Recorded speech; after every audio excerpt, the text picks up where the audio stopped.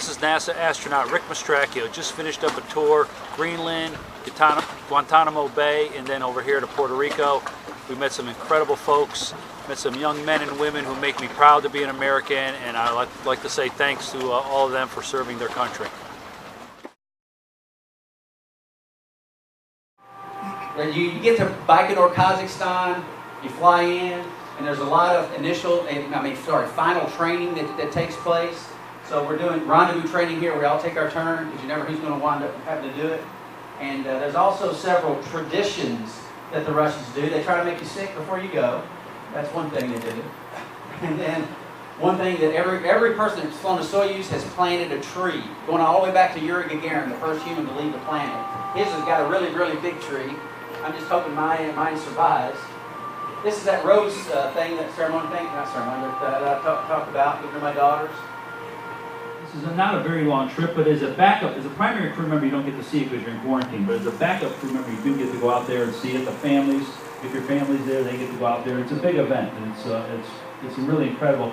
Train pulls it out, they just tip it up, and it's on the launch pad. It only takes a few minutes. Another tradition, your crew quarters where you live for 2 weeks. Tradition is to sign the door.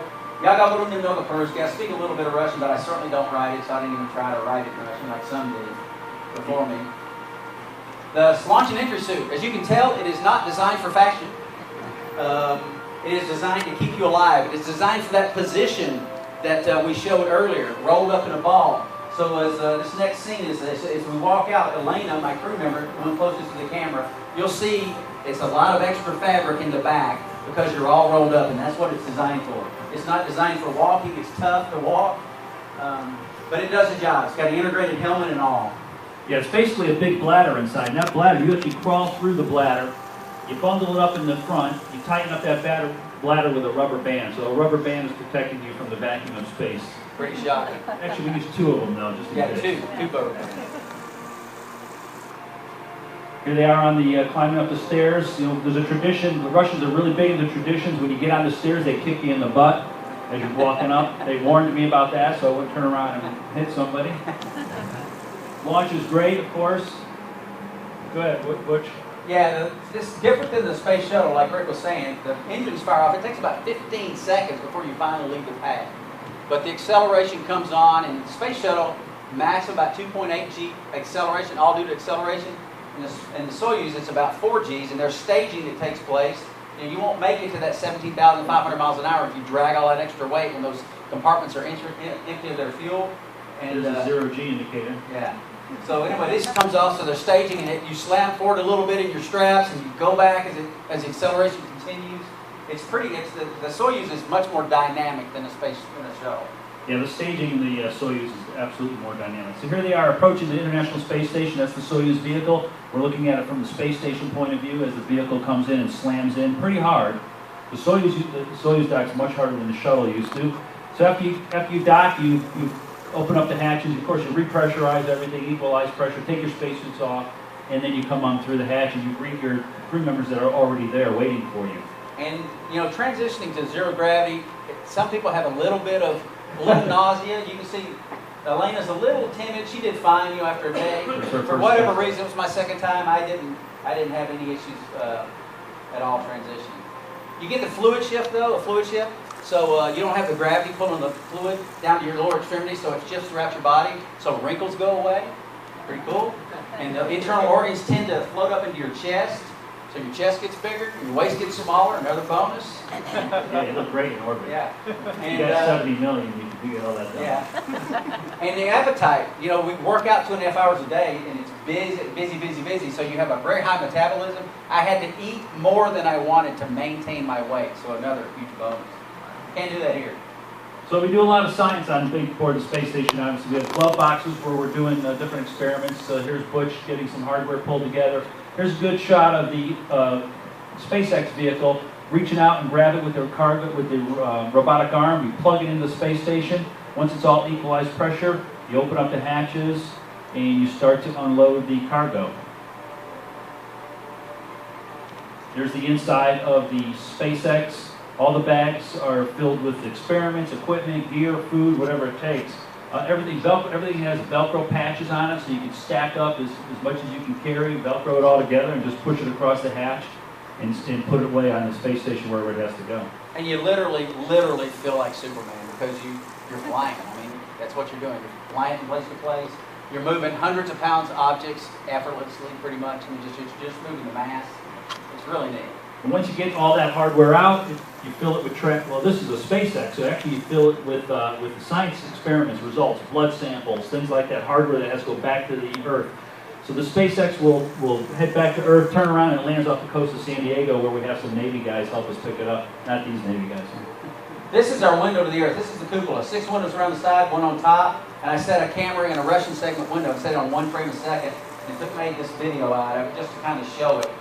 But those shields protect from the vehicles that come up, and they have thrusters that blow out, you know, propellant. So it protects it from the propellant. You don't want to get the outside of your windows dirty. Again, science is the #1 thing we do up there. Obviously, we do a lot of maintenance and other things. Crank up the sound just a little. Event of this, and let me introduce a new commander of International Space Station, Captain Wilmore Butch. You can see the Russians do speak pretty good English, some of them. One thing as we go forward, you'll see, I think in a second here we'll get into the spacewalk stuff. We talked about that a little bit. And we also talk about the mission control centers. You know, they work around the clock, around the year. So there's holidays that people are having to work, just like many of you have to work. And when we were up there, I was up there through all the major holidays. So we try to do something special every single holiday. And you'll see in a minute, we actually had a turkey call competition on Thanksgiving, the 3 of us in the U.S. segment. And then they let the mission control people vote on who was the best. So when that comes up, y'all can vote and decide who you think did the best turkey call.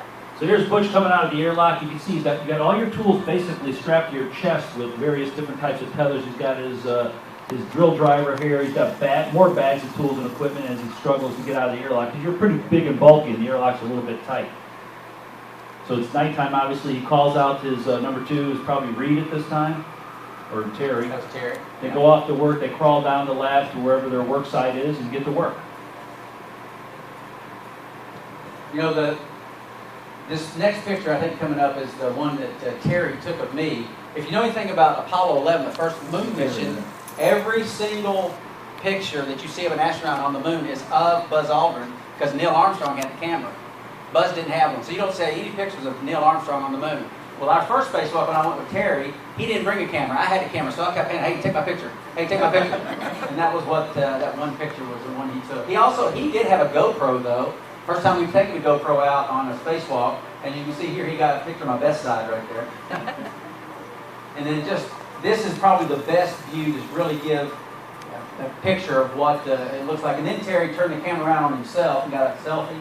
Really neat with those suits kind of floating in. Yeah, selfies are tough. Your arms just aren't long enough in that suit.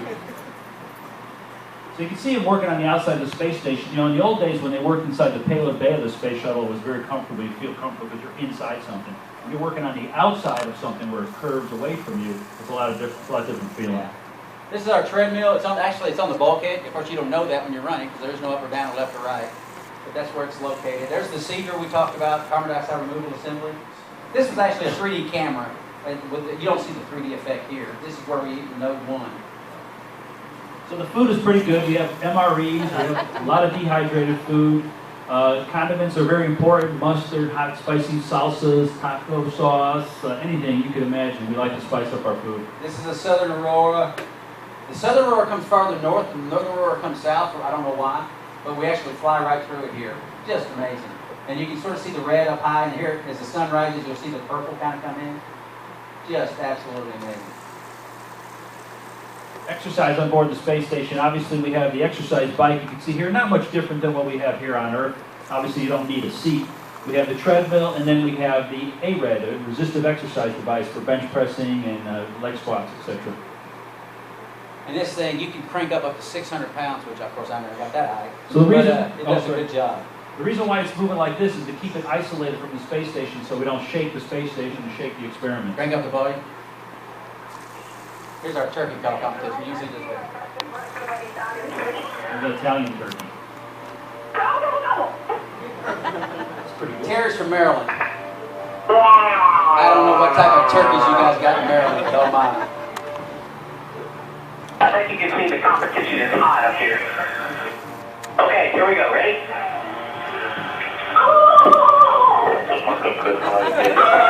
Pretty good, eh? Cast your votes. Cast your votes.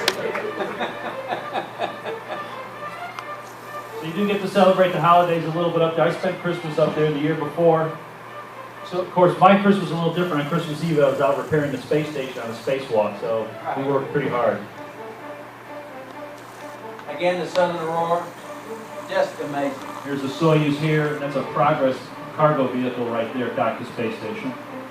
These are just tethers we use. Everything is tethered to you in the spacewalk. These are just tethers hooked together, just having fun with it. Zero gravity never gets old, I'm telling you. I do this every morning. Fly Navy. This is for a Navy event, actually. Oh, watch out. This is crew quarters. Yeah, this is crew quarters where we sleep. It's basically the size of a small closet, a linen closet, or a phone booth. You hang your sleeping bag on the wall. You have your computer so you can send your email. You can talk the phone home. And like I said, it never got old. Never. Zero gravity. You can imagine there's a lot of head injuries in this zero-G. Service engine with water, of course, it makes a ball. Here in a second, you'll see an air bubble I had put in it intentionally with a needle. And then using the water to kind of keep the ball where I wanted. A little force on it. Yeah, little bursts of air or water kind of control it. M&M flavored water is actually very tasty.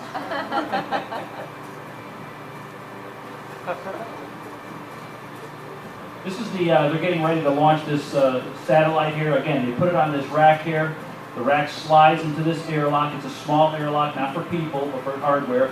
Close the hatch, evacuate the cylinder, and send it outside.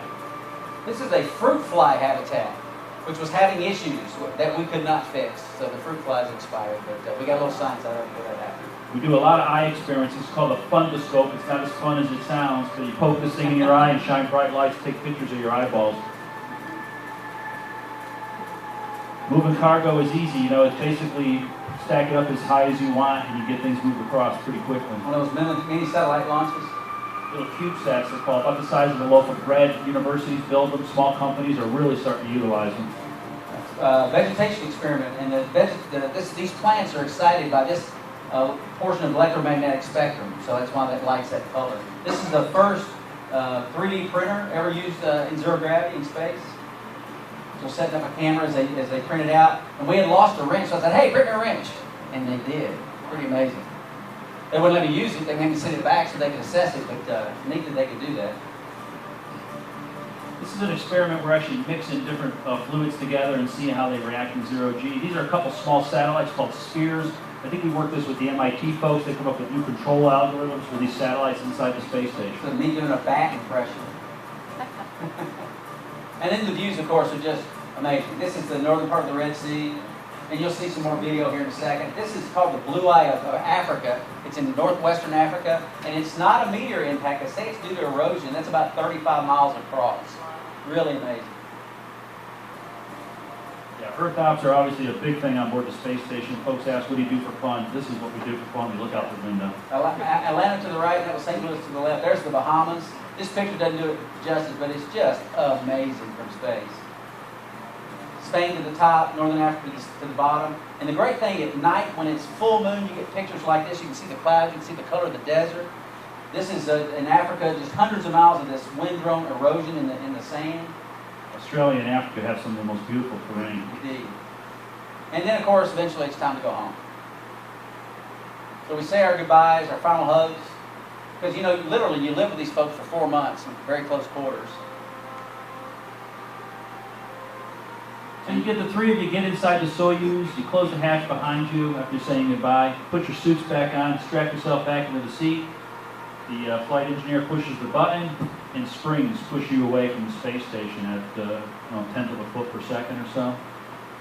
You back out, get into position, you light the engines, and start your way. I don't know if the Coast Guard has a tradition of dinging the skipper on and off his ship. We do that in the Navy, so that's nice of them to do that as I left. And away we go. This next scene, this is where you see the plasma out the window. and it eventually chars over completely, becomes completely black, which as you get closer to the Earth, that pyros glow and makes that outer covering of the window go away so you can see out again. But not black at this point. The chutes open up, and that was where the wild ride even got wilder. We really, my capsule, we were swinging like crazy, and I was just having a blast. I was just laughing it up, saying, "This is fun." There's no sense worrying about it. Just enjoy it. And then you slam down, and gravity that you haven't felt in 6 months takes effect, and it's not as fun. Yeah. Because there is some transition.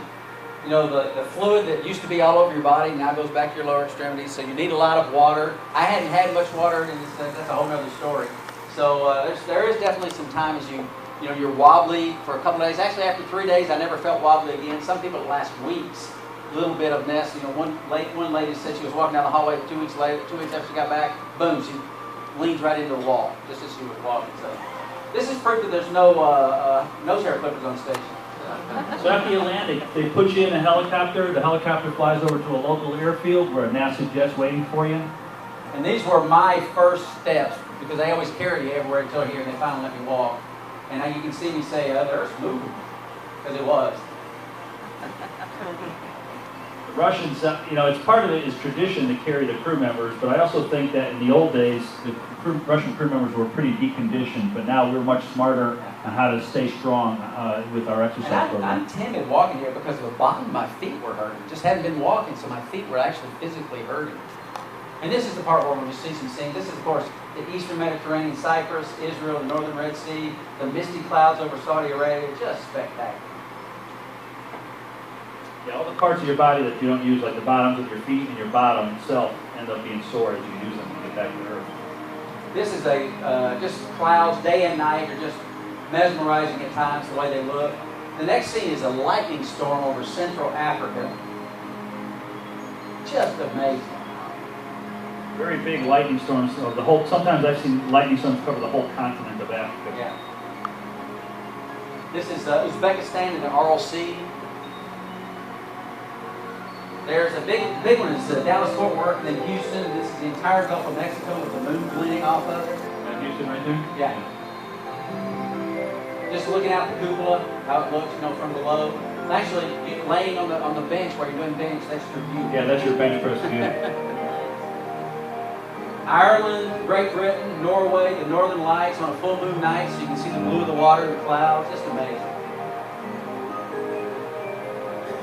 Very hard to get some of these pictures. They're always cloudy up in that area. Long Island, Cape Cod. There's a house right there, Mike. Nile River Valley, Israel, brown of the desert again on a full moon night. See the Nile River, the lights.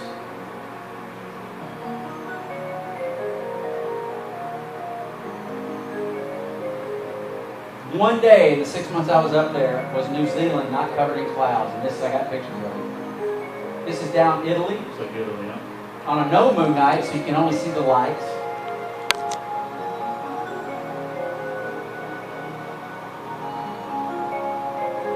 There's a time as you orbit the Earth that it's an inertial orbit that the station's in gets to a point where if you're the sun and you orbit where you never get a sunset. And this is that point. So we set it up one frame every 5 seconds out of one of the windows in a full orbit. And so, like I said, the sun never set. Called high beta, angle off, high beta. And you can see the solar array spinning around. The solar array is automatically repositioned with the sun to get the maximum amount of energy from them. Sunrise happens very quickly. It only takes a few seconds to go from dark to light. Yeah, and at 17,500 miles an hour, you go around the Earth every 90 minutes. So you get 16, like Rick said, sunrises and sunsets a day. And so I thought I'd end it with showing the sunset. This is coming over the Pacific Ocean to the western United States, across the western United States. And the sun, you can see, you're over darkness over the Earth, and we're still illuminated by the sun because we're so high above, and then it just comes to a strip of blue as it goes away. It is just amazing. I'm Navy Captain Butch Wilmore. I just want to thank Armed Forces Entertainment for giving me the opportunity to come and share some time with our troops from far north to the far south. It's been wonderful, absolutely wonderful. We've made a lot of new friends, I'd say. The NASA story as well as our time in the military, and it's been absolutely, like I said, it's been fantastic. Our big thumbs up to Robi Powers as well for all his work and the job well done. Appreciate it. All right.